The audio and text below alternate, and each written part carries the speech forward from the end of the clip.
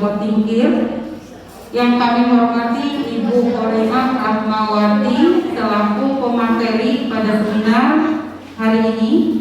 Yang kami hormati Bapak dan Ibu Guru SMA Negeri 7 Kota Tangerang Selatan. Mari kita ikuti acara seminar ini dengan penuh semangat dan kita awali acara ini dengan membacakan lafaz basmalah bersama-sama. Bismillahirrahmanirrahim. Selanjutnya kita dengarkan arahan kepala sekolah dengan segala hormat kepada Bapak Muhaji Joko Tingkir. Disilakan. Bismillahirrahmanirrahim. Assalamualaikum warahmatullahi wabarakatuh. Selamat sore, salam sejahtera untuk kita semua. Alhamdulillah, wasyukurillah, wa nikmatillah, wa la hawla wa la quwwata illa billah. Asyhadu an la ilaha illallah wa asyhadu anna Muhammad rasulullah. Allahumma shalli ala Muhammad wa ala Muhammad. Puji syukur Allah Subhanahu wa taala, Tuhan semesta alam, Bapak Ibu rekan-rekan Dewan Guru yang saya hormati, mobil khusus untuk Ibu Kori selaku penyaji materi nantinya. Semoga kita yang hadir di sini selalu diberikan kenikmat sehat, iman dan Islam serta dimudahkan dalam segala macam urusan, dan semoga kita selalu mendapatkan syafaat Rasulullah di yaumil akhir nanti. Bapak Ibu, rekan-rekan yang saya hormati, satu kebahagiaan bagi kita hari ini kita bisa melaksanakan seminar budaya positif yang nanti akan disampaikan oleh Ibu Kori selaku pemateri. Ini adalah rangkaian dari bentuk kegiatan yang dilakukan oleh calon guru penggerak dari proses pelatihan atau pendidikan program calon guru penggerak itu sendiri. Harapannya ini tidak berakhir pada seminar hari ini saja, tetapi kita walaupun bukan sebagai guru penggerak atau CGP yang sedang mengikuti pelatihan ini, diharapkan dapat selalu memberikan yang terbaik untuk sekolah ini. Budaya positif harus dikembangkan oleh pribadi kita masing-masing. Sekali lagi, harapan kami bahwa semoga nanti Bapak Ibu yang lain yang belum berkesempatan mengikuti seleksi CGP diharapkan segera dapat mengikuti itu. Dicoba dulu Bapak Ibu. Masih ada sampai dengan angkatan ke-10. Angkatan terlama itu rekornya ada di angkatan 4, 1 tahun belum selesai. Kemarin baru sampai angkatan 7. Mungkin itu yang bisa saya sampaikan. Sekali lagi selamat mengikuti ini, selamat untuk Bu Kori. Semoga bisa memberikan sesuatu yang terbaik untuk kita. Semoga Allah Subhanahu wa taala selalu memberikan kita kemudahan dan keberhasilan tentunya. Dengan mengucapkan bismillahirrahmanirrahim, maka seminar ini kita nyatakan dimulai. Bismillahirrahmanirrahim. Terima kasih. Assalamualaikum warahmatullahi wabarakatuh. Demikian arahan Bapak Kepala Sekolah tentang kegiatan seminar pada hari ini. Semoga memberikan makna yang sangat luas bagi kita semuanya. Bapak dan Ibu yang kami hormati, dan insya Allah sedang berbahagia pada hari ini mengikuti seminar ini. Sebelum Ibu Kori menyajikan materi, kita sepakati dulu kata tertib seminar kita pada hari ini. Yang pertama, seluruh peserta seminar dimohon untuk selalu menjaga ketertiban dan ketenangan selama seminar berlangsung. Dimohon untuk tidak keluar masuk ruangan. Yang kedua, apabila ada peserta seminar yang ingin bertanya, dimohon untuk mengangkat tangan terlebih dahulu dan setelah itu dipersilakan oleh moderator.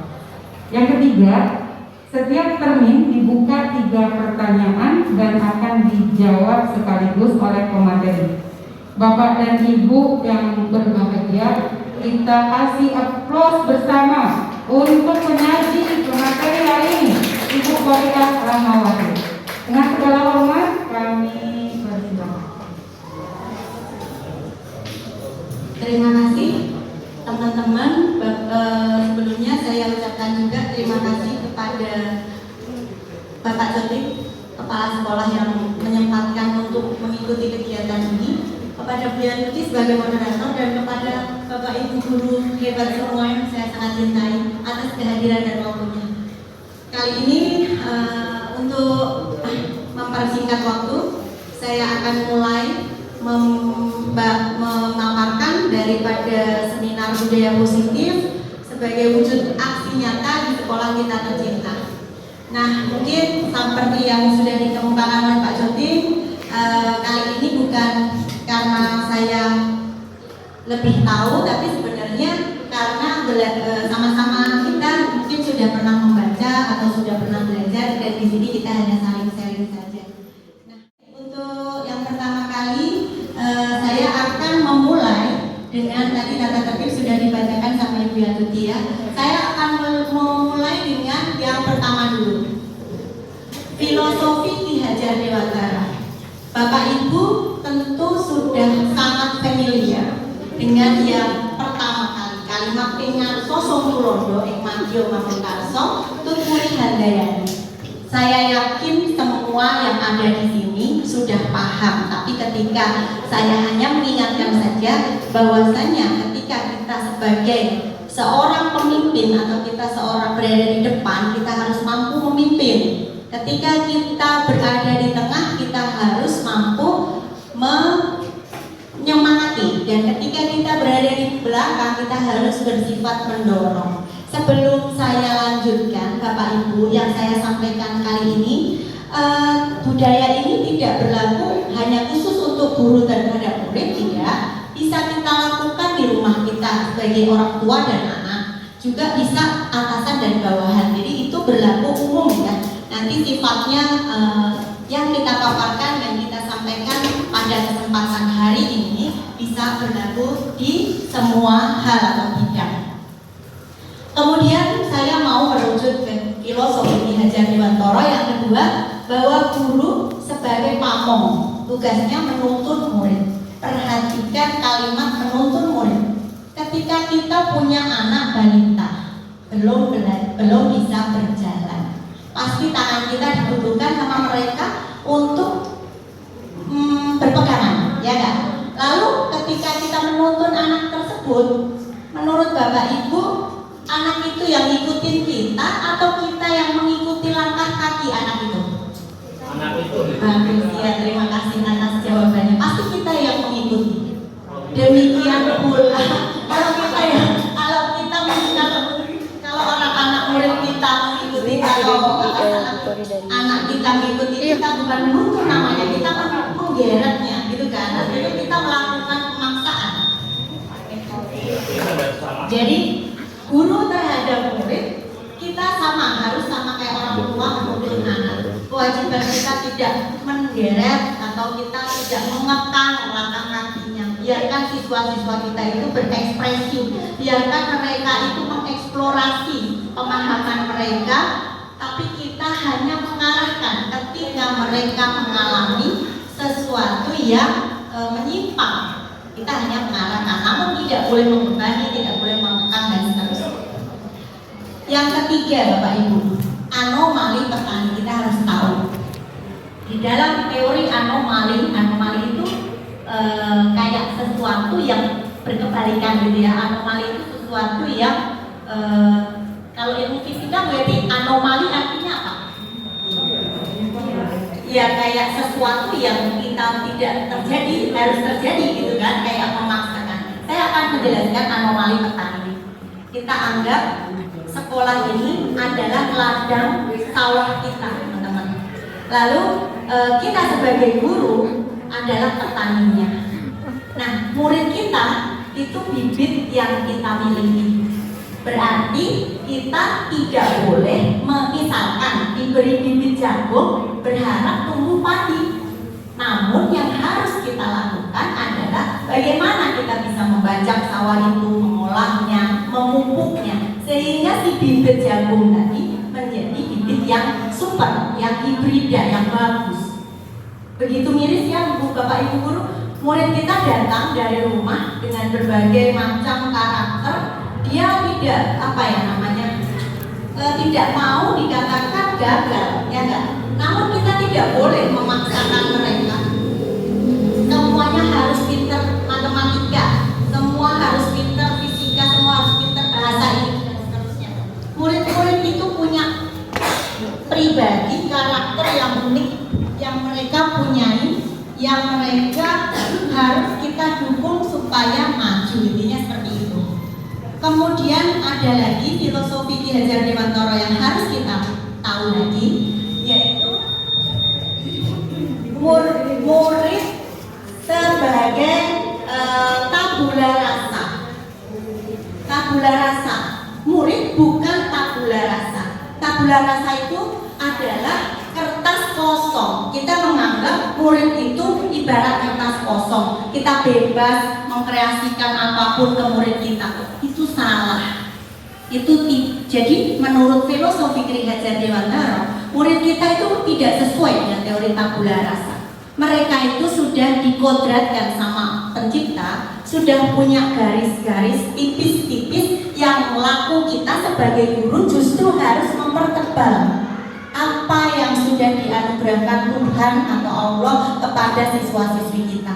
Jadi sebenarnya mereka itu sudah punya talenta, sudah punya bakat dari lahirnya, bukan berupa kertas kosong yang bisa kita sekedar hati untuk mencoret-coretnya.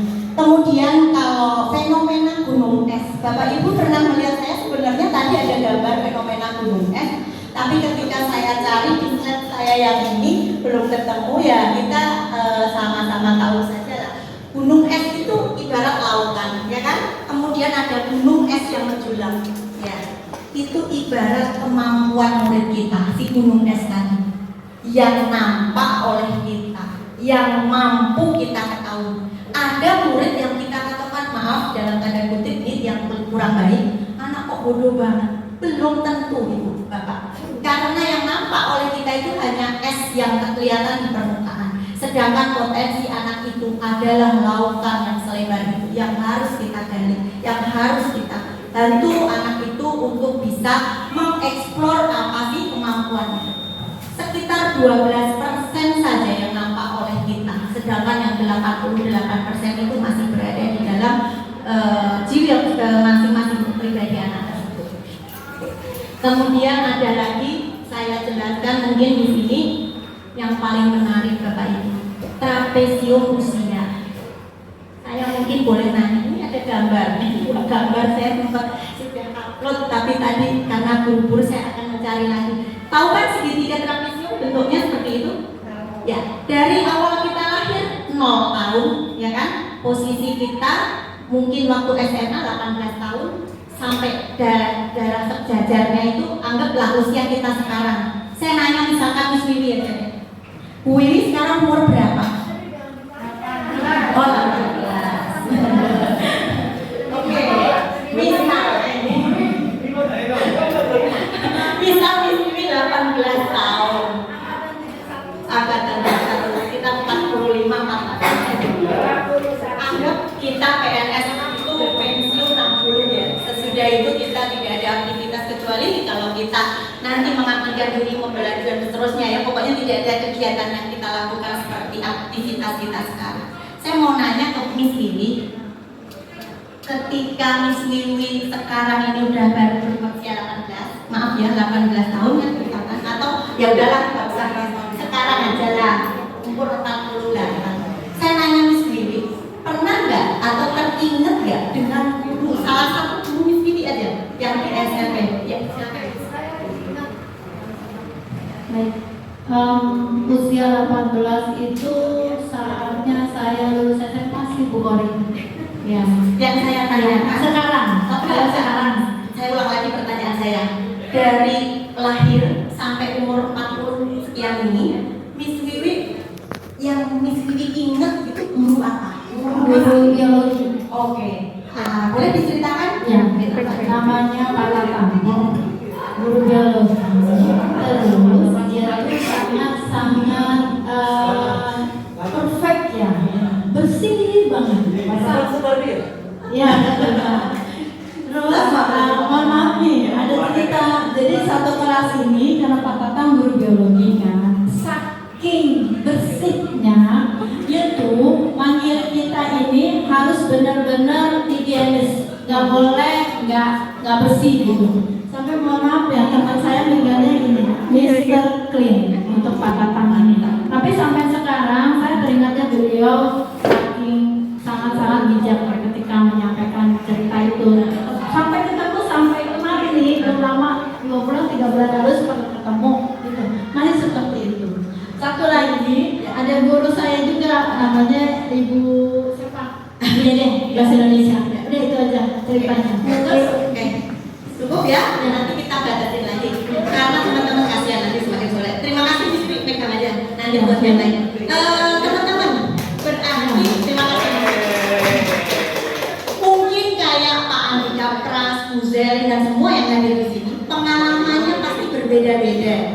Cuma yang saya garis bawahi, ada nggak yang berpengalaman yang saking bencinya, misalkan sama guru, atau itu kan tadi yang pengalaman manis nih, teringat, terkenang karena bagusnya.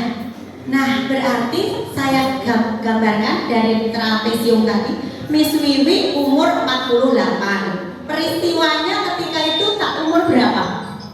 Tahun kelas 2 biologi kelompok A2. Tahun 88. Berarti udah lama. Kenapa peristiwa yang udah lama itu masih teringat? Karena Miss Wiwi Ya, saya ingat banget sekolahnya mewah, bebek sawah. Tapi sekarang udah bagus. Udah bagus sekarang. Yang berikut udah bagus. yang di sini ingin saya tegaskan atau terangkan ke teman-teman, kita itu punya trapesium umur. Ada pengalaman baik kita, ada pengalaman buruk kita yang akan serentak. Kalau pengalamannya biasa-biasa aja Pak Eko, saya yakin lupa. Kalau Pak Eko misalkan ini dengan guru aja ya, bisa aja dengan pasar, dengan apa, misalnya gitu ya. Pokoknya segala permasalahan yang menyakitkan dan begitu menyenangkan, lupanya sulit, benar nggak? Kami kalau yang biasa-biasa aja pasti mudah. Di dalam teori trapesium umur itu, guru dimohon dengan hormat jangan pernah mengeluarkan kata-kata yang teringat, yang menyakitkan. Murid kita sampai dia nanti menikah, berkeluarga dan sebagainya akan terus mengingat peristiwa itu. Demikian pula kayak kasus ini, gurunya baik, gurunya ini akan terbawa terus Bapak Ibu. Seperti itu saja, nanti bisa diterjemahkan sendiri ya. Artinya ada trapesium umur, di mana kita itu sebagai guru harus mempelajari. Oke, lanjut. Kodrat alam dan zamannya. Kodrat alam begini saja gampangnya. Kok muridku tuh beda-beda ya? Ya inilah dunia. Orang yang satu latar belakang keluarganya seperti apa, atau gini aja gampangnya, orang Eropa sama kita yang tinggal di dunia tropis, kita posturnya beda ya Bu ya. Kalau kita pendek-pendek, kalau orang Eropa tinggi-tinggi, bahkan mereka satu langkah sama aja 2 kali langkah kita ya kan. Tentu cara berpikir mereka berbeda nggak dengan kita, cepetnya apanya semua berbeda. Tapi iya Bapak Ibu, anomali petani kita harus tahu. Di dalam teori anomali itu kayak sesuatu yang berkebalikan gitu ya. Anomali itu sesuatu yang kalau ilmu fisika berarti anomali guru kita hargain, kita takut sekali sama guru kita, bener gak? Nah kalau sekarang terus guru itu paling pintar menurut kita ya kan? Gak ada yang lebih pintar dari guru kita ya kan? Tapi kalau kodrat zaman yang harus dikasih kami, murid-murid yang kita hadapin itu adalah murid-murid generasi Z. Generasi Z itu apa? Di atas generasi milenial kan Pak Eko? Begitu lahir, begitu lahir kamu, nah ini anak murid nih saya tanya, kamu udah tahu HP nggak dari umur berapa? SD. Dan sekarang mereka harus kita akuin bahwasanya teknologi yang mereka kuasai itu jangan kita meremehkan. Saya malah sering bertanya sama mereka, gimana nih operasi ini, gimana ini? Itulah kodrat zaman. Kita tidak boleh berhenti stagnan. Guru itu pembelajar sepanjang hayat, mengikuti apa yang terjadi dengan muridnya. Kalau enggak kita akan ketinggalan. Seperti itu kodrat alam dan zaman. Satu lagi filosofi Ki Hajar Dewantara, budi pekerti. Ki Hajar Dewantara berpendapat kalau orang berperilaku itu ada 3 Pak Tomo yang yang mendukungnya. Yang pertama itu pasti tahu, cipta, rasa, karsa. Ya kan Pak Andika Pras? Ya. Cipta itu berhubungan dengan apa Bu Eli? Cipta itu cipta. Kalau rasa itu perasaan. Kalau karsa itu tindakan. Kalau cipta itu pikiran ya. Kalau enggak diibaratkan kognitif, afektif, psikomotorik, seperti itu aja. Itu tidak terlalu membuat kita harus ini, yang hanya tahu aja bahwa budi pekerti itu nanti lahir dari, ada yang akan saya jelaskan, anak-anak bertingkah laku seperti apa itu ada penyebabnya. Nah sekarang nanti dulu itu saya akan bahas nanti. Nilai dari guru penggerak, saya anggap semua yang ada di sini adalah guru penggerak, karena memang program guru penggerak itu tidak dikenai hanya untuk yang sudah lulus, tapi nanti semua adalah guru penggerak di sini. Mau nggak mau harus seperti itu. Satu, Bapak Ibu harus mandiri, itu pasti. Yang kedua harus reflektif. Reflektif mandiri tidak usah saya singgung karena sudah sangat jelas sekali. Reflektif itu setiap tingkah laku kita, setiap apa yang kita lakukan, kita minta umpan balik. Misal kita lagi ngajar, sesekali berapa kali dalam 1 bulan atau seminggu lakukan reflektif kepada murid kita. Karena dia itu makhluk hidup loh, bukan benda. Jadi mereka juga punya rasa, punya pikiran. Bapak ngajarnya bagaimana? Nah, Bapak kamu maunya gimana nih? Tanyakan kepada murid supaya ada perbaikan untuk kita. Kalau tidak mau menyebutkan nama, bisa kita bikin link dan seterusnya ya, seperti itu. Kolaboratif Bapak Ibu. Saya hari ini sedang berkolaboratif dengan semua yang ada di sini untuk sama-sama belajar, ya kan? Kolaboratif itu artinya bekerja sama, bergotong royong. Kita bergotong royong dalam saya mempunyai tugas, dibantu Polri biar bisa tugasnya seperti harapan, berarti saya hadir, itu sudah sebuah kolaborasi. Inovatif, kita harus menciptakan, kita harus berkarya, membuat sesuatu yang baru. Dengan cara apa inovatif itu? ATM Bapak Ibu, amati, tiru, dan modifikasi. Apapun itu, apalagi guru-guru eksak seperti saya ya, untuk membangun sebuah KIR. Bu Ifat mana? Bu Ifat, kalau KIR itu anak-anak diajaknya untuk ATM Bu, amati, tiru, modifikasi atau kembangkan. Kalau menciptakan saya rasa terlalu jauh karena memang tahapan ilmu mereka belum seperti anak mahasiswa. Kemudian berpihak pada murid, artinya kata Pak Joting tadi pagi waktu upacara, menghamba, gitu ya Pak Joting ya, menghamba pada murid itu masih pro-pronta. Tapi yang kita maknai di sini bahwasanya tingkah apa yang kita lakukan itu tujuan utamanya adalah untuk murid-murid kita saja. Apapun yang kita pikirkan, apa yang di hati kita, tujuan hidup kita itu memikirkan bagaimana agar murid kita bisa sukses dan berhasil. Sekarang peran guru penggerak menjadi pemimpin pembelajaran itu pasti ya, karena mereka atau kita semua yang sudah belajar dalam guru penggerak itu diberi informasi tentang bagaimana mengelola, memimpin sebuah pembelajaran. Kemudian menjadi coach bagi guru lain. Coach itu seperti kali ini saya sedang menjadi coach, saya coach, ibu bapak coachingnya gitu ya. Coach dan coaching itu bukan berarti yang satu jadi guru, yang satu murid, bukan. Hanya menyarankan, hanya memberikan informasi, kemudian dicerna di pikiran kita dan kalau bagus silakan dilakukan seperti itu. Mendorong kolaborasi sudah pasti, mewujudkan kepemimpinan murid tidak dibahas atau perlu dibahas kepemimpinan murid sudah ya, tahu ya? Belum. Kepemimpinan murid. Kepemimpinan murid itu seperti ini.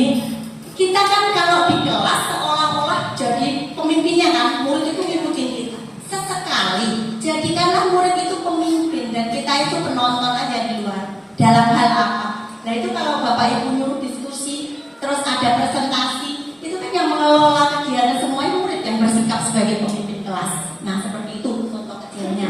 Di contoh yang lain nanti bisa banyak. Yang setelah ini nanti ada kesepakatan kelas, di situ kita berikan kepemimpinan kepada murid. Menggerakkan komunitas praktisi. Saya rasa kita lewat mungkin kalau guru bisa dengan PGRI, bisa LBMP dan seterusnya untuk bisa melakukan apa yang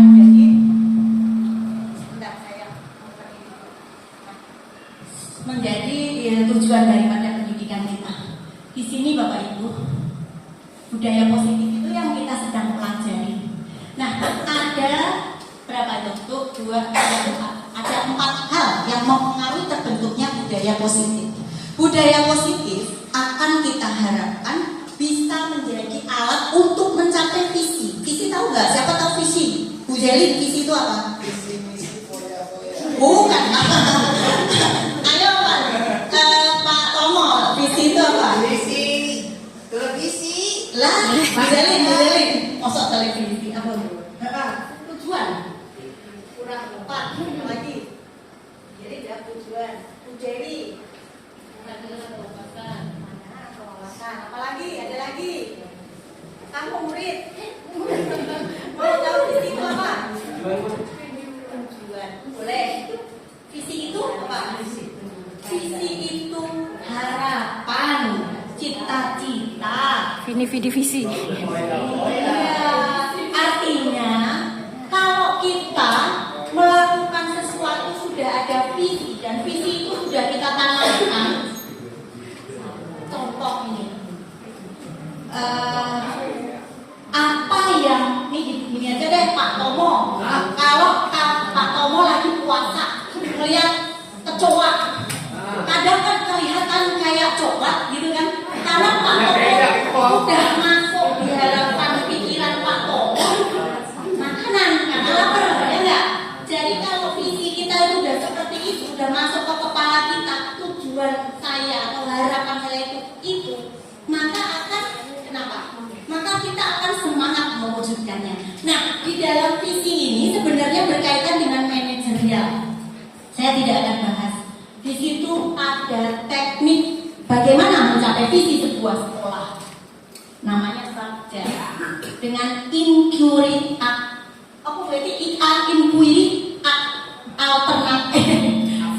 inquiry apresiasi. Disitulah visi nanti dicapai yang kita jabarkan itu butuh waktu seperti ini. Tapi tidak saya sekarang. Saya mau membahas kebutuhan dasar, segitiga diskusi, keyakinan kelas, posisi kontrol. Mana dulu yang Bapak Ibu mau? Yang mana Bu? Keyakinan kelas. Baik, keyakinan kelas. Miss Wiwi pasti sudah tahu apa itu keyakinan kelas. Apa nak? Apa nak? 18 tahun. Ya, apa? Keyakinan, kesepakatan. Oke, kira-kira itu apa?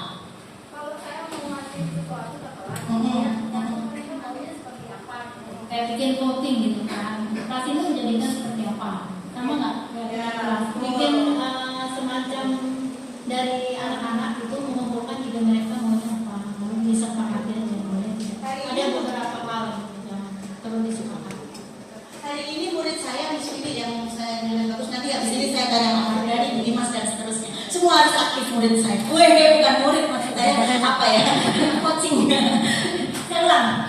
Miss Wiwi sudah menjawab benar, tapi saya akan pertegas lagi. Bapak Ibu dalam menegakkan sebuah disiplin, sebuah peraturan, jangan main asal bikin, tapi kembalikan lagi. Jadi saya mikir gini, keyakinan kelas berawal dulu dari kelas. Di situ ada wali kelas, ada murid. Maka misalkan kelas ini mau bikin tentang apa nih? Kebersihan. Anak-anaknya aja orangnya ngapain? Takut salah saya.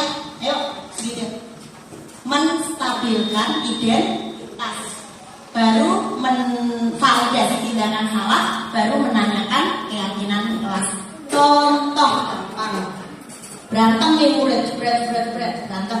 Satu, misalkan bajunya disobek atau apapun lah cedera salah satu. Posisi manajer yang harus kita lakukan datang, kemudian kita tanya dulu. Ditanya dulu tuh menstabilkan identitas dulu Pak Tomo. Nah, ada apa? Gitu kan? Dia pasti akan ngomong kan si pelaku itu membela diri kan? Oke, iya. Terus kita dengerin sampai dia udah keluar semua udah unek-uneknya. Ya. Nah kemarin kan saya pagi-pagi ada nggak yang saya mau di yang peristiwa mau nonjok temennya, saya sebagai posisi manajer hampir yang kena pelipis mata. Cuman saya karena memposisikan sebagai itu aman dan tidak naik kemana-mana, selesai. Ya karena seperti ini, stabilkan dulu identitas, dikendalikan dulu emosinya itu, digali apa sih penyebab kamu ini. tindakan salah. Gimana tuh Bu Enda validasi tindakan saya? Kan dia tuh, Bu, habis Bu dia menetain saya, dia itu ngejelekin saya gini, ya kan? Validasi tindakan salah itu kita ademin dia. Kalau ibu di posisi kamu, mungkin ibu akan lakukan yang kamu lakukan, gitu kan? Wah, ya kan dibela kita nih, turun dong emosinya. Istilah kata tadinya di atas dalam ketok-ketokan. Waduh, ibu ini pembela saya, super dah. Iya Bu, terus pelan-pelan Bapak Ibu masuk di situ. Kalau kamu sudah emosinya seperti itu, terus nyampe temenmu kamu contoh, rugi nggak? Temen kamu itu bisa menuntut hukum. Masukkan keyakinan kita, masukkan informasi yang membangun buat dia. Lalu kita tanyakan, iya Bu, saya merasa bersalah, saya akan tidak seperti itu. Yakinkan lagi. Lalu kira-kira menurut kamu solusinya gimana? Pasti dia akan mudah langsung jawab, saya akan minta maaf, saya tidak akan mengulang lagi. Tapi hasil yang kita berikan ke murid dengan penanganan seperti itu tahan lama Bapak Ibu. Tidak akan setahun 2 tahun tidak akan ikut, akan saya kalau mojok berarti begini. Karena apa? Konsekuensi sudah muncul dari pikiran anak itu sendiri, bukan kita hanya iya istilahnya menggali, coba istilahnya menggali, coba seperti itu, segitiga restitusi. Lalu sebelum nah ini Bapak Ibu sebentar, satu lagi. Perilaku anak murid Bapak Ibu, perilaku anak murid kita itu terpengaruh oleh apa? Motivasi mereka berperilaku itu ada 2, intrinsik, ekstrinsik. Yang intrinsik itu dari dalam diri dia butuh makan, lapar, kayak gitu Bu Mas, makan, sandar, papan, kebutuhan dalam diri, rasa aman gitu. Itu mempengaruhi motivasi itu. Terus yang ekstrinsik atau dari luar itu kekuasaan, cinta, kebebasan, kesenangan. Kita semua manusia yang punya 5 kebutuhan dasar itu kan.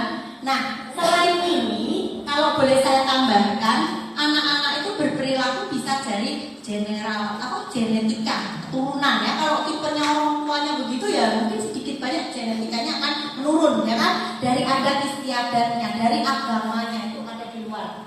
Cuman yang kita menurut William itu 5 kebutuhan dasar ini harus selalu kita penuhi ke murid kita. Misal, anak kok di kelas kok diajarin bandel aja, tidak boleh ngomong bandel, tidak sesuai dengan keyakinan kelas kita, misalkan kayak gitu ya. Kok susah banget sih? Coba kita gali. Pasti di antara 5 kebutuhan dasarnya ada salah satunya yang belum terpenuhi, sehingga dia berperilaku seperti itu. Bagaimana coba dengan cinta kasih sayangnya? Apakah utuh orang tua memberikannya di rumah? Oh ternyata orang tuanya broken. Oh ternyata begitu. Semua akan mempengaruhi ke perilaku dalam memenuhi kebutuhan hidupnya. Jadi perilaku itu dari situ sumbernya. Maka kita sebagai guru harus tahu kebutuhan anak kita itu apa. Sampai sini saja. Kayaknya sudah capek ya. Terima kasih. Kalau ada itu saya kembalikan ke Bu Yantuti. Terima kasih semuanya.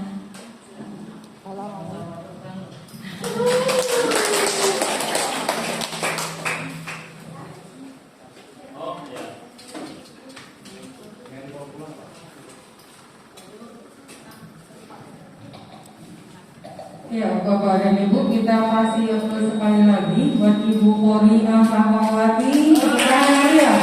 Ya, Bapak Kori, tanpa terasa ya, kita sudah 36 menit mendengarkan pemaparan Bu Kori. Gak bosen Bu Kori, asik banget gitu loh. Namun kita menjalin komunikasi 2 arah ya. Tadi kita mendengarkan Bu Kori, sekarang kami ingin mendengarkan tanggapan atau pertanyaan-pertanyaan dari Bapak dan Ibu guru tentang budaya positif sebagai aksi nyata di SMA kita yang tercinta ini. Baik Bapak dan Ibu, termin 1 kami buka untuk 3 orang penanya dengan menyebutkan nama dan mata pelajaran barangkali ya, karena kita semua dari sekolah yang sama. Baik, penanya pertama silakan. Kak Eko.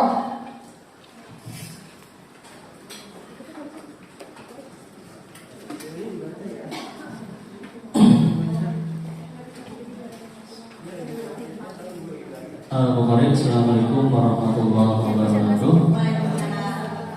Alhamdulillah, Bu Kori, atas pemaparan yang tadi disampaikan oleh Bu Kori, kurang lebihnya banyak sedikitnya sudah mulai paham dan sudah terkontaminasi dengan budaya positif ini.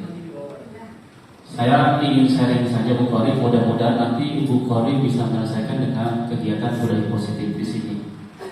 Jadi simpelnya gini, ini yang saya alami gitu. Jadi kan saya guru matematika ya, guru saya. Artinya anak itu kan sedikit banyak untuk matematika itu 60% yang kurang gitu ya. Artinya yang kurang menyukai bukan anaknya. Nah, di sini yang saya garis bawahi tadi saya melihat bahwa ada yang namanya kodrat alam dan kodrat zaman. Nah, kalau kodrat zaman mungkin kita yang harus mengalah, karena kita tahu bahwa untuk zaman kita kalau ngejar kayaknya kalah sama anak. Nah, yang saya ingin sharing itu adalah yang kodrat alam. Kodrat alam ya, betul. Saya menemukan siswa yang sangat istimewa.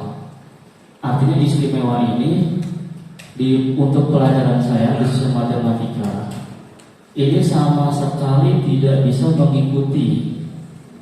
Nah, ternyata setelah saya perhatikan, artinya kita kan harus tahu basic dasarnya dia seperti apa. Apakah yang tadi Ibu Kori sebutkan dari keluarga atau memang dari dengan teman-temannya dan seterusnya. Nah, setelah saya perhatikan, ternyata dia itu adalah anak yang memang kurang di segala bidang. Jadi setelah saya sharing juga ke guru bidang studi yang lain, Bu, bidang pelajaran yang lain, bukan matematika saja. Ternyata memang rata-rata nilai anak tersebut di bawah semua. Bahkan ketika ulangan, ini saya belum ulangan lisan untuk dia, karena mungkin besok ulangan lisan. Untuk ulangan hariannya, dia itu setelah saya kasih soal, itu nulis kembali soalnya saja dia salah, belum jawabnya gitu. Nah, setelah saya sharing dengan teman-temannya, saya panggil teman-temannya yang dekat. Kan kalau misalkan saya tanya anaknya kan gak enak jawabnya. Nah, saya tanya anak teman-temannya. Nah, kata temannya, anak ini memang kurang di segala bidang, tidak bisa mengikuti kegiatan KB pembelajaran dalam hampir semua pelajaran. Tetapi dia itu sangat aktif di sosial media. Nah, terus saya tanya, aktifnya seperti apa, Nak? Dia itu kan kita punya grup kelas, Pak. Dia itu selalu tiap menit, bahkan hampir setiap hari selalu dia WA di grup. Tetapi pembahasannya tidak pernah nyambung dengan kegiatan di kelas. Jadi selalu asik bahasanya itu asik dengan dunia sendiri gitu. Nah, yang ingin saya tanyakan adalah bagaimana kita harus mengistimewakan si anak yang ini karena kodrat alamnya. Dan ketika memang saya sudah mendengar bahwa dari pihak orang tua juga sudah ada yang panggil, katanya memang tidak tidak menghindari bahwa anak tersebut memang kurang. Artinya orang tuanya pun mengakui. Nah, sekarang kita nggak usah melihat orang tuanya. Sekarang kita sebagai guru, apa yang harus kita lakukan?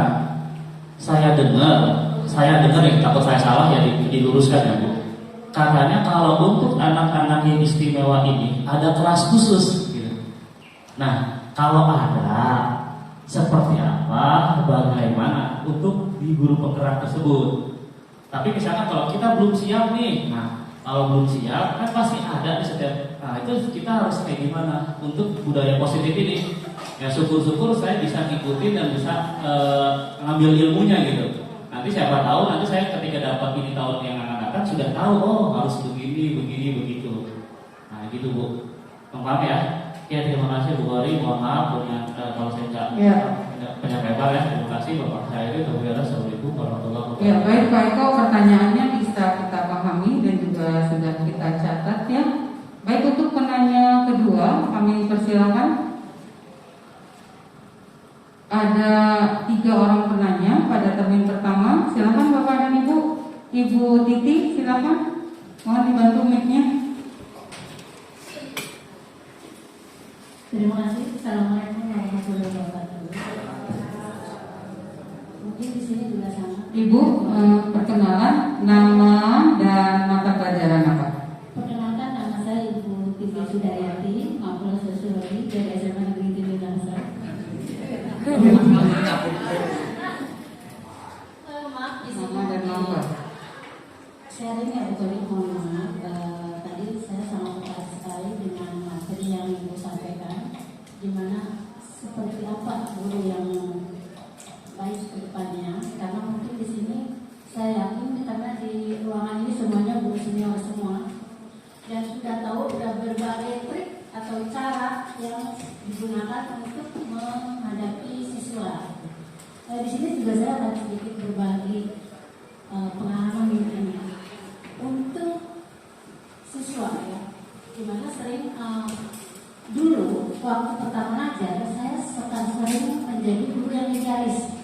Model kita di sini ada yang namanya menghukum gitu ya. Jadi ada siswa yang tanda saya hukum misalnya. Ada anak yang misalnya main HP sedangkan bermain sendiri atau misalnya sendiri saya hukum. Tapi dulu ya, karena setelah saya rasakan ternyata itu tidak bagus untuk perkembangan anak. Ya masih ada cara yang baru saya mencoba untuk menjadikan siswa saya itu seperti teman saya. Kadang mungkin di satu sisi saya sebagai teman mereka, atau mungkin saya di satu sisi menjadi orang tua mereka, dan satu sisi saya bisa menjadi teman bermain mereka. Itu saya lagi mencoba ya. Dan ternyata itu lebih asik ya Bu ya, ketika kita merangkul mereka sehingga mereka mau berbagi cerita ketika ada masalah yang bisa pribadi dengan kita, itu ternyata lebih enak ya. Di sini saya mungkin akan menanyakannya tentang kadang ada anak yang kata kalau mereka tadi mungkin secara EQ ya, EQ ya. Di anak itu ada yang mungkin tinggi, sedang atau mungkin rendah ya. Kalau di saya mungkin dari sisi sosiologinya itu perilaku yang menyimpang. Sudah saya tangani mungkin diibaratkan penyakit, ada anak yang menyimpangnya mungkin udah stadium 4, ada stadium atau mungkin sedang atau mungkin bukan stadium tinggi, sedang dan rendah. Jika masih rendah mungkin bisa kita rangkul ya Bu ya. Tetapi ketika udah tinggi, kita berbagai cara, mau lembut, mau agak keras, ternyata itu tidak mempan terhadap siswa tersebut. Iya, berarti bandel atau mungkin dia mungkin jarang masuk ya Bu ya. Pernah saya ngalamin anak tuh dengan berbagai cara ternyata tetap saja seperti itu. Jadi pertanyaan saya, kira-kira apa solusinya jika ada siswa yang benar-benar sudah kita berbagai cara kita lakukan supaya dia menjadi anak yang disiplin tapi tetap tidak disiplin. Mungkin ada cara yang ampuh untuk menghadapi siswa tersebut. Oke, terima kasih. Assalamualaikum warahmatullahi wabarakatuh. Baik Ibu Titi, guru sosiologi. Kemudian kami tunggu pertanyaan berikutnya. Cukup nama dan novel ya, karena kita satu instansi semua ini. Gimana Pak Kamal? Kayaknya ngelamun nih. Lagi mikir berat kayaknya tentang materi Bu Polri. Apakah ada pertanyaan dari Bapak Ibu yang lain? Ya, baik. Kami tunggu satu penanya berikutnya. Jika tidak, mungkin bisa dikupas tuntas oleh Ibu Poriah Rahmawati selaku CGP Angkatan ke-6. Dipersilakan. Saya tahu juga anak itu ya. Gini Pak Eko, mungkin Walas juga sudah sempat saya tanya sih komunikasi juga sama Walasnya. sudah ada solusi, istilahnya ke orang tua komunikasinya, dan orang tua juga meyakini kan kalau seperti itu. Sebenarnya kalau menurut karena saya juga ngajar anak itu, saya sarankan begini dulu Pak Eko. Misalkan dalam pelajaran matematika kita kebetulan sama, ada sebuah metode yang kemarin di tempat guru penggerak saya itu diyakini yang saya sampaikan itu mereka setuju. Gimana itu? Ini stop dulu ya. Kan saya dari bahas dulu yang 60% siswa kesulitan dalam matematika. Saya nomor 2 kan satu orang yang istimewa tadi. Saya mau menjawab yang 60% dulu Pak Eko. Saya pernah dikasih kasus seperti ini ketika berdiskusi dengan teman-teman CGP semua yang saya jawab solusinya, yaitu budayakan untuk matematika, fisika, bio, yang eksak-eksak terutama. Apakah terus nggak berlaku Bu buat saya berbagai berlaku semuanya? Cuma teknisnya saya jelaskan. Saya sudah berapa bulan ya? Ya sebelumnya beberapa tahun dulu ya, sangat jitu, sangat bagus hasilnya. Saya lihat dari tahun ke tahun saya ngajar, itulah yang terjadi. Apa itu? Metodenya tutor teman sebaya. Teknisnya gimana Bu Kori? Ada yang nanya tuh dari Lebak atau dari mana teman saya. Saya bilang, loh kok ibu bingung? Kata dia, gimana mau ngelakuin tutor teman sebaya Bu Kori? Waktunya cuma 45 menit gitu kan. Oke, ibu pelajaran apa matematika? 45 menit ada pasti 1 jam lagi yang 90 menit kan. Manfaat kan nggak mungkin satu kita ngajar itu cuma 45 menit, gak ada waktu yang lain kan ya. Waktu 45 menit ibu kasih penjelasan ya, jam yang cuma 1 itu kasih penjelasan, deket-deket kasih soal 1 kan. Kita menjelaskan 1 soal, kita kasih soal yang mirip Pak Eko, kemudian kita bilang ke anak-anak, kerjakan soal bapak atau ibu ini. Silakan yang sudah selesai buru-buru maju ke depan. Kita duduk aja di situ. Nanti anak-anaknya kering. Benar, baik kita nilai. Seketika kan cepet. Soalnya kan udah kita ini udah tahu kan. Kamu benar sini catat nama. Kamu benar dulu sini. Udah sampai 10 stop. Oke. 10 finalis. 10 top 10 teratas di kelas. Ya. Sebutin nama kita. Biar bangga anaknya. 1 kali 2 Anjani 3 siapa? Bangga. Tulis langsung di buku kita rekap A. Sudah. Anjani, kamu harus cari kelompok 4 orang maksimal murid kamu. Silakan. Kan 10. Kalau satu kelas 40 kan berapa? Sudah 10 kelompok kan? Kita itu nggak capek Pak Eko. Saya itu bisa berjaya yang lain saat ngajar. Karena dia cuma 15 menit jelasin, selebihnya saya jadikan murid sebagai pemimpin pembelajaran. Yaitu mereka masuk ke kelompok-kelompok itu. Videokan ya nak, kamu boleh kok kalau di sini berisik kemana aja. Ada yang bebel di sini, Bu, kelas sana kosong boleh nggak? Oh boleh, asal kamu dalam pantauan. Caranya mantau gimana? Di video, dia mau ngapain kalau udah ada video yang dilakukan kita? Kan yang tidak ngerti jadi aktif bertanya. Si gurunya juga tidak mungkin nggak memberikan total apa yang dia mampu ke anak muridnya, karena si murid-murid ini di jam berikutnya mana kelompok siapa sudah siap murid dan gurunya? Sudah komputer. Saya kasih soal set, gurunya saya suruh jadi asisten. Ayo, benar nggak jawaban itu? Kita kontrol aja. Oh ya udah benar. Jalan Pak Eko. Tidak ada anak yang merasa kesulitan lagi. Tidak ada yang boring-boring lagi. Mau boring gimana? Ditampilkan 4 orang di video. Tugas kita ngapain? Tapi ada murid ya. Saya mau menceritakan, takutnya salah. Dan mereka sudah ada intip nanti saya sampaikan apa yang terjadi sebenarnya ya, tapi kita tidak etis saya sampaikan seperti itu. Nah itu untuk yang 60%. Coba silakan Pak Eko mulai dengan menggunakan metode tutor teman sebaya itu. Lalu apalagi kalau 2 jam Pak Eko, enak banget itu, udah langsung dapat 1 nilai kita, nggak usah capek-capek koreksi, dikoreksi sama anak murid, nilai udah dapat. Makanya kalau UTS banget ngasih nilai karena udah punya daftar nilai tanpa koreksi banyak. Apa yang saya bawa di ruang guru kalau koreksiannya banyak? Ketika kan ya boleh kalau misalkan soalnya tidak berupa itu tapi berupa teori, berupa apa, itu saya langsung kerjakan. Kalau yang eksak hitungan saya tidak lakukan. istilahnya ada yang terbaca, ada yang enggak gitu kan. Kalau hitung-hitungan ya kita. Jadi seperti itu. Ya. Kemudian tentang yang spesial tadi, mohon maaf sekali lagi, ini bukan ranah saya tapi sekedar memberikan informasi saja. Bahwasanya itu juga tidak disalahkan sekolah menerima siswa yang seperti itu. Pak Joti atau kepala sekolah yang lain itu sebuah beban ketika menerima seperti itu, tapi tidak bisa dihindari, dan itu sebagai semangat kita sebagai guru. Jangan sampai ada anak-anak yang seperti itu tidak terlayani.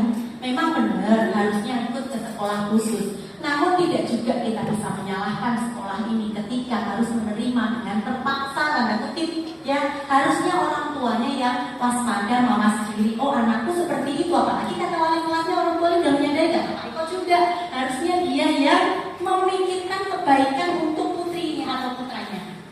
Tidak terus, ya udah di sini mau makan mau nggak kayak ibarat gorengan ya, mau makan mau nggak bodo amat, udah saya cemplungin ke situ, silakan digodok di sini kan seperti itu. Nah, itu tidak benarnya kalau kata saya, yaitu orang tua harusnya lebih memperhatikan ke anaknya, gimana sih anak saya ini butuhnya apa. Kembali lagi ke 5 kebutuhan dasar manusia tadi. Pasti ada kebutuhan dasar dia yang tidak terpenuhi, baik itu oleh orang tuanya, pasti itu ya, karena orang tuanya sudah menyadari. Silakan orang tuanya harus diajak berdiplomasi seperti itu. Bahasanya kebutuhan perilaku anak itu didorong oleh 5 kebutuhan dasar, dan itu harus terpenuhi. Kalau enggak ya dia akan menyimpang untuk memenuhinya. Mungkin dia dengan aktif di media sosial itu salah satu cara untuk mendapatkan penghargaan, Pak Eko. Ada kan tadi kebutuhan atas penghargaan, ingin dihargai loh Pak Eko. Cuma kok jadinya malah lucu gitu kan? Mungkin dia butuh kesenangan ya. Selama ini dikekang dia, itu semua kembali lagi ke orang tua. Seperti itu. Ya. Kemudian untuk pertanyaan Bu Titi, ya saya sama kayak Bu Titi ya, kita sama-sama mungkin sebelum mengenal teori ini. Pokoknya kalau murid salah ya kita kasih hukuman dan seterusnya. Tapi saya tidak menghukum, cuma saya ke arah pemantau. Kalau saya, ayo kemarin apa itu namanya kalau kita lagi ngajar di awal itu memberikan yang namanya kontrak belajar, ya kan? Apa pelanggaranmu itu kan? Sepertinya itu seperti keyakinan kelas. Awalnya saya mikir, ternyata saya salah. Kontrak belajar yang saya tulis dari saya, berarti kan sepihak. Harusnya keyakinan kelas yang kita buat. Anak-anak biar mengeluarkan ide-idenya tentang kelas kita, tentang mapel kita, bukan kita yang menuntut mereka agar seperti kita. Itu salah. Harus apa anak maunya kamu belajar matematika gimana? Nanti bagaimana memori kalau tidak sesuai dengan keyakinan kelas? Kita pertanyakan kembali. Lalu kalau kamu nggak sesuai, kamu mau apa? Gitu diajak diplomasi aja. Nanti mereka tidak ada yang dendam, tidak ada, justru malah akan mandiri dan bertanggung jawab atas apa tindakannya, ya kan? Karena sudah meyakini. Coba Bapak Ibu pikirkan, kalau Ibu yakin terhadap sesuatu, pasti lupa apa? Sulit untuk mengingkarinya sulit. Ibu yakin kalau Ibu haus, Ibu minum, itu Ibu yakin kan? Maka ketika haus gak usah disuruh, pasti minum karena sudah yakin. Ibaratnya seperti itu. Kemudian jawaban Bu Titi ini ya, bahwasanya ada anak bandel, jarang masuk, Bu, itu harus ada kolaborasi terlebih dahulu dengan wali kelas, dengan guru BK. Ibu sebagai walas, mungkin ini walas atau enggak tahu, sudah mengkori, tapi kok tetap begitu. Perlu pendekatan lebih detail ke orang tuanya tentang 5 kebutuhan dasarnya tadi. Kira-kira apa yang menjadi anak itu tidak terpenuhi? Karena perilaku itu sumbernya dari 5 kebutuhan dasar tadi. Ya, selain dengan adat istiadat, genetika dan kalau genetika gimana? Semua bisa disolusikan ketika kita komunikasikan. Seperti itu. Nah, kira-kira sudah puas atau masih perlu jawaban yang lebih lagi? Silakan. Apa yang tadi saya kembalikan? Iya, Pak Kama mohon dibantu mic-nya, kasihkan ke Pak Joti, maaf ya Pak ya. Baik, penanya ketiga yaitu kepala sekolah kita, silakan Pak. Sebenarnya pertanyaan Pak Eko itu berat Pak. Pendidikan inklusi itu berat. Tetapi memang kalau ingin bicara masalah untuk ideal, bukan tidak mungkin, tetapi memang berat, terutama untuk di sekolah umum. Nah, tetapi ada satu benang merahnya bahwa setiap manusia itu ditakdirkan, dikodratkan berbeda. Dan itu yang harus dimaklumi. Manfaatnya dengan ada anak yang seperti itu tidak melulu orientasinya kepada capaian akademik. Apa yang dicapai di kelas? Keyakinan kita, yakinlah di kelas itu nanti anak-anak yang lain akan lebih merasa toleran terhadap keistimewaan orang lain. Nah, untuk kita yang ada di Bapak Ibu guru, yakinkan juga bahwa kita akan selalu menumbuhkan rasa kreatif dan inovatif. Bagaimana ketemu anak yang seperti ini harus diapakan? Pak Ibu, metode tidak perlu kita ajarkan. Masa mengajarkan ikan berenang? Tidak. Tetapi benar, cerita itu harus ada manfaatnya. Di satu sekolah ada anak nulis saja nggak bisa, Bu. Lama betul. Ternyata kejadiannya apa? Deddy Corbusier itu lama bacanya. Bayangkan, Bu, kalau gurunya tidak open, orang tuanya nggak mampu, habis sudah itu. Tapi punya kemampuan lebih. Nah, yakinkan anak kita tuh ada kelebihan. Itu yang sulit memang, tetapi bukan tidak. Di negara Eropa, anak-anak berkebutuhan khusus dalam artian Down syndrome, mereka itu dipekerjakan di rumah makan mewah, Bapak Ibu. Ditempatkan satu ruang khusus, tugasnya cuma satu, ngelap piring. Ternyata menurut hasil penelitian, kepekaan mereka untuk piring itu lebih bersih, lebih licin, lebih mengkilat, lebih hebat daripada orang yang normal. Rata-rata, kita bicara rata-rata. Karena apa? Mereka cuma punya kemampuan di satu titik itu. Diajarin ngelap piring doang, Pak. Di hotel bintang 5 di Prancis itu udah umum. Ada Down syndrome yang itu tugasnya, nggak ngapa-ngapain. Kelebihannya itu. Nah, itulah yang dimaksud dengan kodratnya. Tinggal kita memfasilitasi dan yakinkan anak kita yang istimewa itu. Suatu saat Bapak Ibu berkewajiban, inilah tugas kita.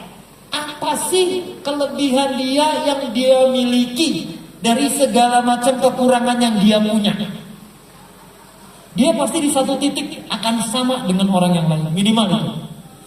Mungkin itu yang perlu saya tambahkan saja, Bu Kori. Untuk teman-teman yang lain memang rada berat untuk ideal, berat karena jumlah kelas kita itu 40 orang.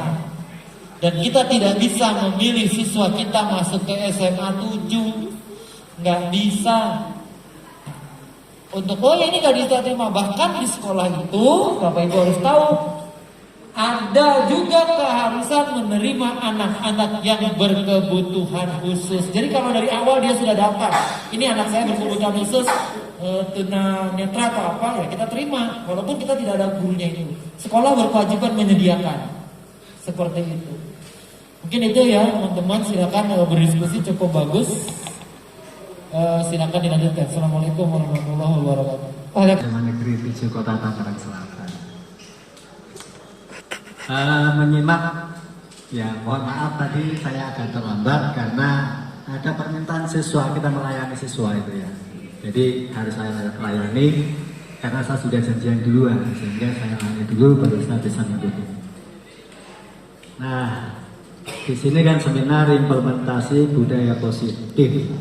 Nah, yang kita adopt itu adalah apa ya? Dari Ki Hajar Dewantara itu ya, yang pertama itu apa tadi? Ngarso Tulodo ya. Jadi saya sebenarnya pengen nuansa seperti ini diperbanyak atau difasilitasi atau gimana supaya forum-forum seperti ini di sekolah kita itu sesering mungkin diadakan, ya kan? Sehingga di situ kita nanti ada titik temu mana sih yang budaya positif yang akan kita kembangkan, mana yang sekiranya akan kita menjadi oh ini loh kelebihan SMA 7 dibagi sama lain. Nah, kira-kira seperti itu pengennya saya gitu kan. Ya nanti ini pihak manajemen ya, walaupun mungkin bukan formal manajemen, tapi mungkin ini bisa kemudian menginjak filosofis Ki Hajar Dewantara Ngarso Sumpulodo ya, Ngarso Sumpulodo itu Saya kebetulan sedikit banyak tahu bahasa Jawa, mudah-mudahan nggak salah ya. Dalam posisi ini, sebenarnya menurut saya itu kan guru lebih banyak di depan atau di belakang atau di ini, posisi kita. Kalau nggak salah di depan ya, di depan. Bukan berarti di depan, bukan di depan kelas, bukan. Artinya menurut saya itu kita melakukan dulu gitu. Coba kita mawas diri masing-masing, saya termasuk gitu kan ya. Kita menginginkan anaknya disiplin, ya kan? Kita disiplin, ya kan persoalan di situ. Sampai sejauh mana kedisiplinan yang kita inginkan, kan ini juga belum ada kesepakatan. Nah, ketika nggak ada kesepakatan, nanti akan ribet juga. Oh, menurut saya sudah, Pak, saya sudah 100%, tapi menurut orang lain, belum. Termasuk misalnya kebersihan, ini menurut saya belum bersih, tapi menurut saya sudah bersih. Nah, itu kebersihan sebenarnya apa yang kita inginkan. Nah, artinya kira-kira kita harus sering diskusi tentang itu sehingga kita menjadi tempat pembelajar, ya. Jadi semuanya belajar, kita belajar, guru belajar, siswa belajar. Kita mau minta anak rajin belajar, berdiskusi, kita kadang-kadang lupa diskusi gitu kan. Ada sebuah sekolah itu kan ya. Jadi isinya itu kan berumpi tentang Lesti aja. Ya, kita jangan ngomong seperti ini loh di dalam ruang guru sebenarnya. Dan itu kita perlukan, ya kan. Beberapa saya tidak 100%, tapi beberapa ketika saya melihat dokter mereka membicarakan pasien. Oh, saya punya pasien gini gitu kan. Gak membicarakan sambung enggak gitu kan. Kira-kira nah, budaya-budaya positif ini memang yang harus kita kembangkan, itu perlu kita memandang sebagai pemahaman bersama, ya kan. Itu ya, itu keinginan saya pribadi, itu kita sebagai tempat pembelajaran. Yang kedua, ketika kita masuk pada wilayah tadi pagi saya termasuk kategori yang kurang sabar. Kalau di dalam kelas mungkin kita bisa sabar karena kita memiliki waktu, kita menguasai penuh sebagai guru waktu gitu kan. Tapi ketika berbaris, ya kan, upacaranya tadi itu kan, anak kok nggak beres-beres itu apa? Kita kan nggak perlu tanya. Nah, kesepakatan apa yang telah kita lakukan? Entar kita ngomongnya belum selesai upacara, waktunya mundur kan, ribet urusannya. Jadi tidak semua itu bisa diterapkan pada situasi dan kondisi yang berbeda. Itu tetap istilahnya lihat tempat, ya, papan dan waktu lah istilahnya, waktu dan tempat, hal-hal seperti itu. Jadi tidak mutlak seperti itu menurut saya. Ya nanti tanggapannya seperti apa? Monggo Bu Gori. Terima kasih. Assalamualaikum warahmatullahi wabarakatuh. Ya, baik. Tadi sudah menambahkan wawasan buat kita untuk kasus yang Pak Eko tanyakan. Mungkin juga bisa ditambahkan kembali lagi ke Pak Eko untuk kasus yang tadi itu gunung esnya, gunung es, teori gunung es tadi, berarti mungkin si anak yang bermasalah itu pasti dia punya potensi talenta di tempat yang lain. Yang pasti setiap manusia punya kelebihan masing-masing, punya potensi masing-masing, seperti itu.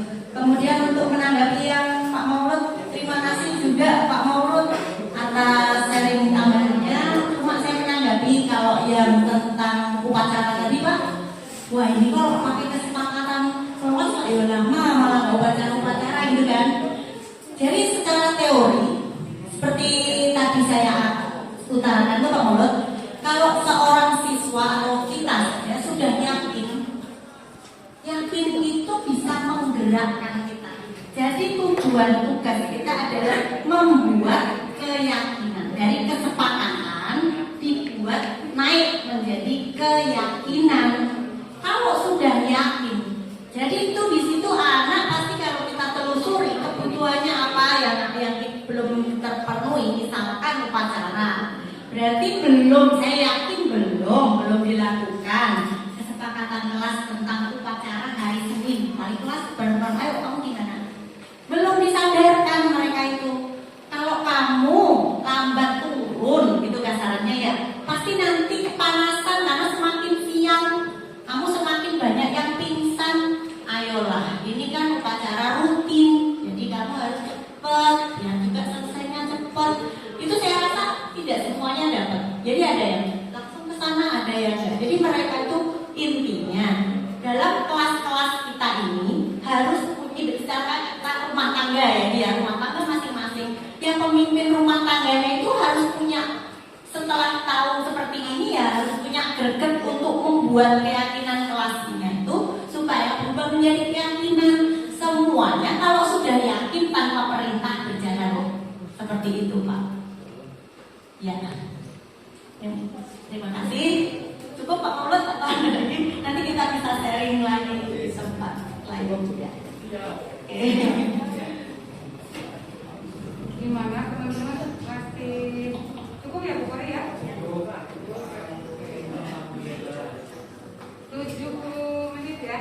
70 menit.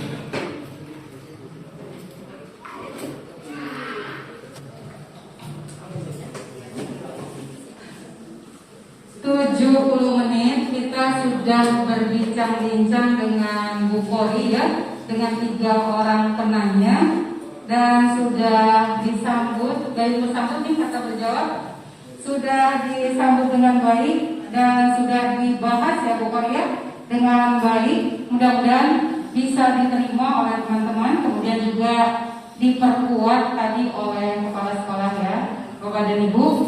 Baik Bapak dan Ibu, iya, tentunya kami akan berikan kesempatan closing statement dari pemateri. Namun saya menggarisbawahi apa yang Pak Maulud sampaikan tadi, Bu Korea, bahwa kita harus mengembangkan budaya positif apa di sekolah kita, dan kemudian kita sepakati bersama, gitu loh. Kemudian jika sudah menjadi kesepakatan terhadap kesepakatan yang kita bahas. Contoh maksud beliau tadi Bu Kori, ketika upacara bendera, mungkin maksud Bu Pak Maulud itu begini, tidak hanya waka kesiswaan dan pembina OSIS yang bergerak, tapi diharapkan semua kelas masuk ke kelas-kelas, jadi menurunkan anak sampai ke lapangan, kemudian juga ikut membantu anak baris berbaris, dibantu oleh waka kesiswaan dan pembina OSIS. Ini mungkin diantaranya budaya positif yang ingin kita kembangkan, harapan beliau mungkin seperti itu. Baik Bu Kori dan teman-teman semuanya, kita dengarkan closing statement dari Bu Kori selaku pemateri pada hari ini CGP Angkatan ke-6. Kita doakan beliau sukses dan lulus ya dengan nilai yang terbaik. Silakan Bu Kori. Teman-teman, terima kasih waktunya, kesediaannya. Kemudian setelah ini mari kita aplikasikan semampu kita. Mari kita lakukan yang terbaik untuk anak-anak kita sebagai amal jariah yang kita tinggalkan ketika kita nanti tiada. Jadi segala yang kita lakukan kembalikan lagi sebagai amal, perih, capek, dan seterusnya, semuanya hanyalah bumbu-bumbu agar Allah atau Tuhan memberikan kita predikat sebagai hamba yang lulus ujian dunia ini. Seperti itu. Terima kasih atas waktu dan kesempatannya. Wabillahi taufiq wal hidayah. Wassalamualaikum warahmatullahi wabarakatuh. Waalaikumsalam warahmatullahi Ya Bapak dan Ibu, sangat menambah wawasan kita, seminar kita pada hari ini.